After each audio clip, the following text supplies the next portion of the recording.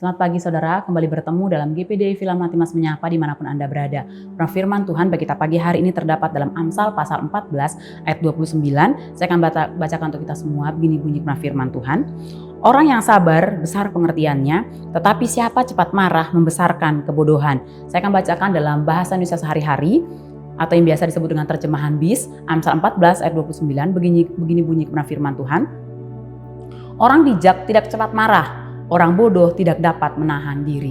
Saudara yang berkati oleh Tuhan, kitab Amsal adalah kitab yang ditulis oleh Raja Salomo. Kita tahu Raja Salomo adalah raja yang dikaruniai Allah dengan hikmat yang luar biasa. Bahkan Allah sendiri berkata kepada Raja Salomo bahwa sebelum dan sesudah Raja Salomo tidak akan ada lagi raja yang memiliki hikmat yang demikian seperti yang Tuhan anugerahkan kepada Salomo. Nah, melalui hikmat yang Tuhan berikan kepada Salomo, Salomo menuliskan dalam Amsal-Amsal. Salah satu yang Salomo tuliskan dalam Amsal ini adalah tentang kesabaran ya. Melalui ayat ini, melalui Amsal 14 ayat 29 ini, Salomo mencoba membandingkan antara marah dan sabar yang tentunya memiliki dampak yang sangat kontras.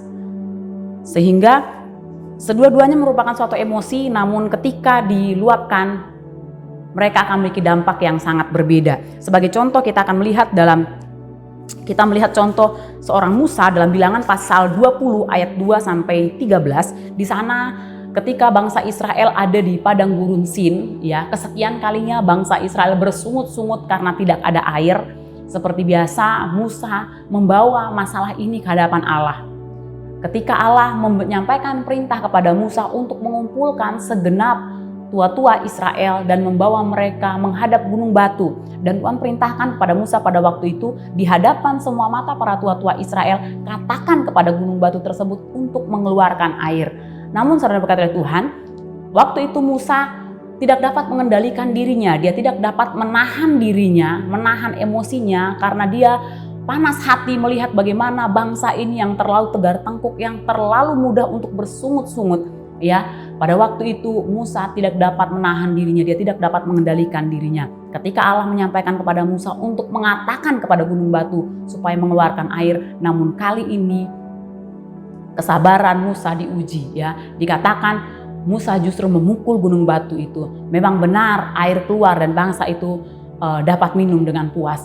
Namun apa yang terjadi saudara berkata Tuhan, akibat daripada ketidaksabaran daripada Musa mendapat akibatnya, yaitu Tuhan katakan bahwa Musa tidak akan masuk ke dalam tanah perjanjian.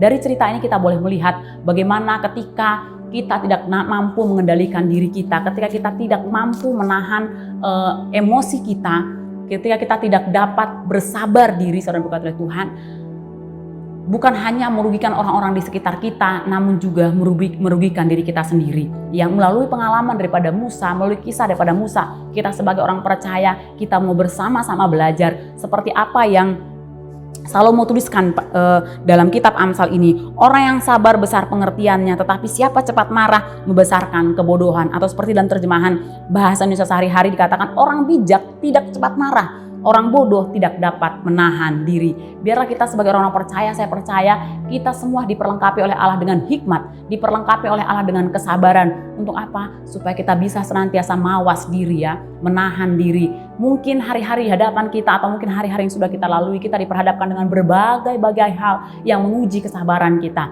Tapi sekali lagi firman Tuhan mengingatkan kepada kita untuk senantiasa kita dapat bersabar. Mengapa? Karena ketika kita tidak dapat menahan diri kita, ketika kita terpancing emosi dan meluapkan kemarahan kita, bukan hanya orang-orang di sekitar kita yang dirugikan, namun diri kita sendiri juga dirugikan ya, memperoleh dampak negatif daripada kemarahan atau ketidaksabaran tersebut. Puji Tuhan, saya akan tutup dalam satu ayat dalam Pengkhotbah pasal 10 ayat yang keempat.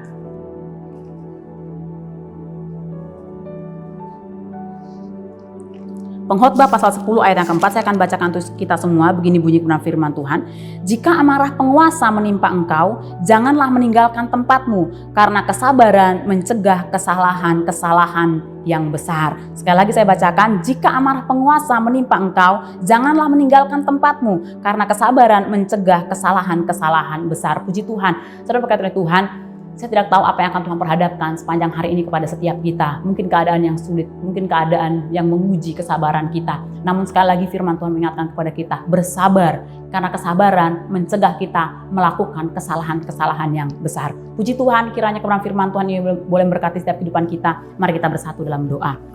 Tuhan, kami bersyukur buat kebenaran firman-Mu yang kembali mengingatkan kepada kami untuk senantiasa kami boleh mawas diri, untuk senantiasa kami boleh mengendalikan diri kami Tuhan. Apapun yang mungkin Tuhan izinkan terjadi di hadapan kami, diperhadapkan bagi kami, senantiasa kami boleh Tuhan memiliki pengendalian diri Tuhan, sehingga senantiasa kami boleh Tuhan menghindari kesalahan-kesalahan yang besar. Terlebih kami tidak akan merugikan orang-orang di sekitar kami. Terlebih kami tidak akan merugikan diri kami sendiri Tuhan. Sepanjang hari ini biar Roh Kudus jadi bagian dalam setiap kehidupan kami. Pimpin kami Tuhan. Berikan kami sukacita. Berikan kami damai sejahtera Tuhan. Sehingga apapun yang Tuhan izinkan terjadi, senantiasa kami boleh menahan diri kami. Dan senantiasa kami boleh berada di tempat yang benar Tuhan. Dan mengambil keputusan yang benar. Terima kasih Bapa. Kami bersyukur buat hari yang baru yang Tuhan beri bagi kami.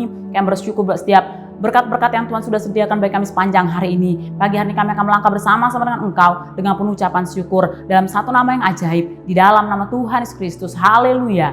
Amin. Puji Tuhan, selamat pagi. Tuhan Yesus memberkati.